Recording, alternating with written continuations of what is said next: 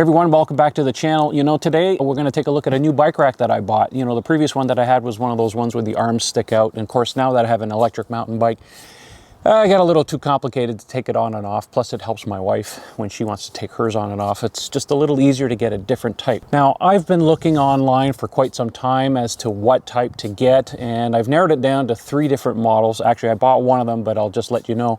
I looked at the 1-Up.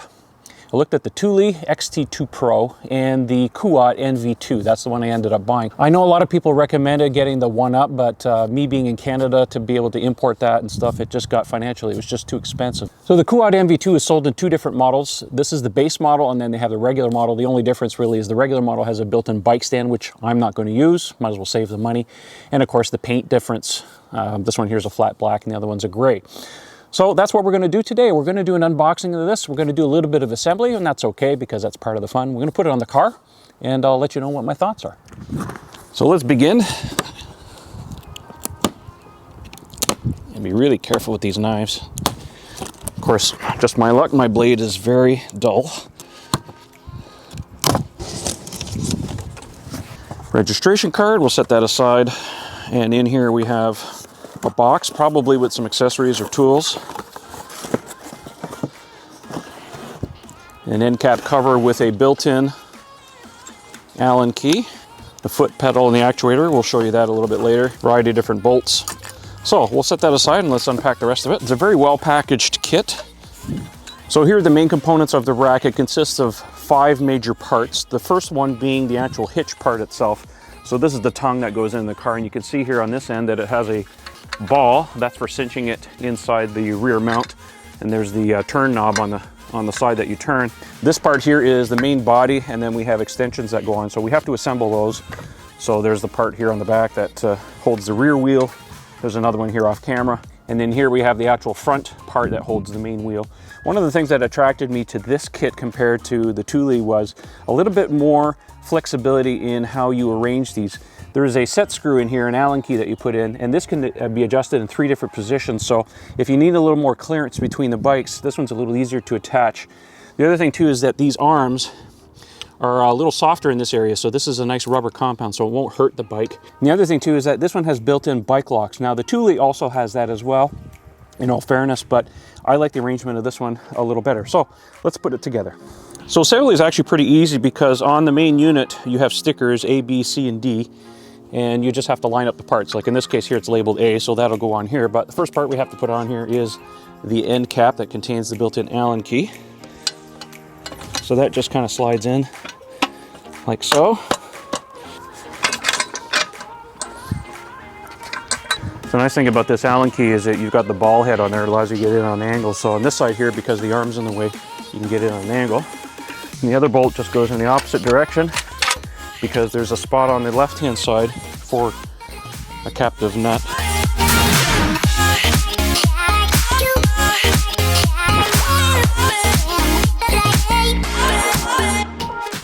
And last but not least, we have the activation paddle, and that sits in that position. And there you go. That concludes the assembly. I should also mention in the kit that they supply you with fat bike kit. So if you have the big fat tires, they give you a little longer straps. I think with the Thule you have to pay extra for that. And they also give you a locking hitch pin, which is a very nice feature with a bottle opener key ring and all the keys you need. So this is the fully final assembled rack. It weighs 53 pounds. Normally it sits like this in this position in the car.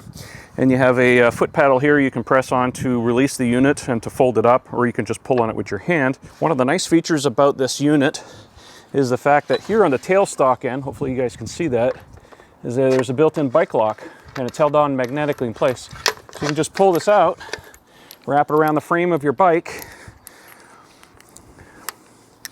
and then the bike lock cinches back into itself like that, and use the same set of keys to unlock it. And when you're done, the whole thing just slides right back into the tailstock. And just go inside out like that. And it's held on magnetic in place. Now, in all fairness, the Thule has a bike lock, but it's built into the upper lock arm here on the top. Sorry, it's a little unwieldy here, but the Thule has the bike lock built into the top. It's nor here nor there, but I prefer it down here in the back just my personal preference. Now here's one of the nice things that sets this unit apart is here they give you an Allen key and you can insert it into this front lock part.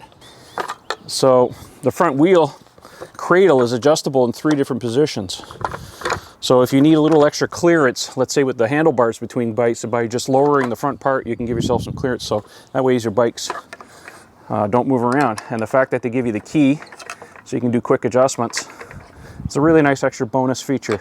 That's one of the reasons it sold me on this unit compared to the Thule. The other thing too about the Thule compared to this one is the Thule's adjustment for dropping the unit down or folding it up is taller because this actuating arm is on the end. So what you end up with is a rack that actually sticks up a little taller and just obscures your view. I mean, you know, on the Teslas, the rear view mirror is not the best anyway, seeing out the back of the car. So having something that's a little shorter was a little more attractive to me. First, let's take the door off the bottom of my car.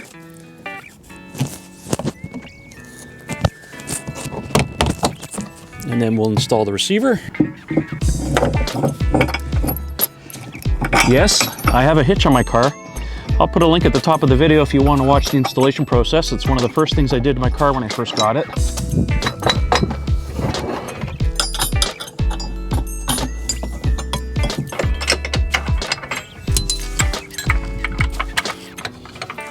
Pull back on the rack, put it under tension, and then lift on it, jiggle it around a little bit, spin this, and that'll lock the ball in the corner. There we go, so that the rack is very firmly attached to the car. So the rack is in the lower position. To put it in the upper position, pull back on the arm, lock it in. I still have room for my trunk to open.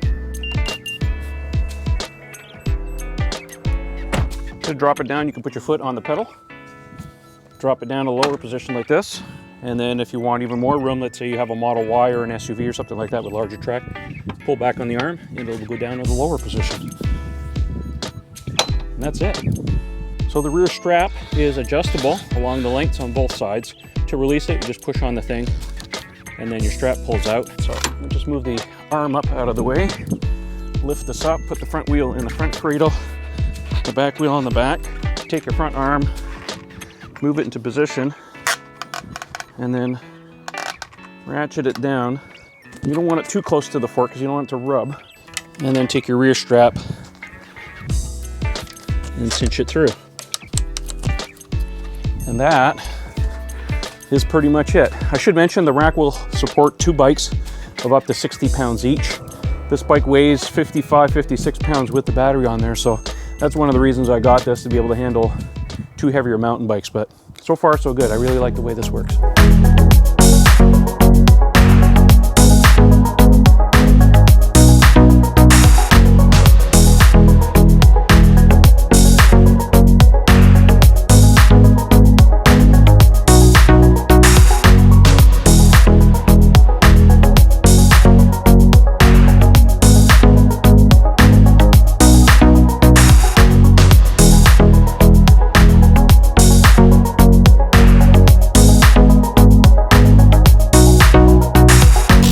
So I have some closing thoughts on this Kuat NV2. Now, it was a tough decision for me to be able to pick between the 3 different models that I mentioned at the opening of the video, but this is the one that I settled on. I felt that it offered the best mix of features, style, and it fits my needs. Now, obviously, some of you are going to go straight to the questions and ask things like, does it affect the range?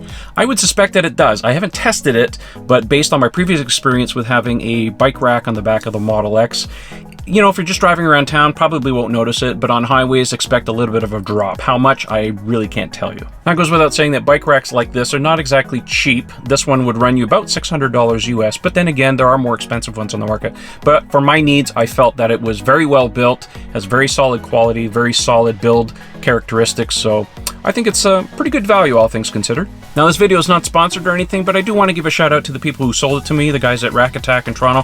Thank you. They really had great customer service, and they had it in stock. I was able to pick it up the very next day. I hope you found the video informative, and if you did, please give it a thumbs up and consider subscribing. Don't forget to click the notifications bell. I have more content coming your way, and I wouldn't want you to miss out. Thanks for watching, and we'll catch you on the next video. See you guys.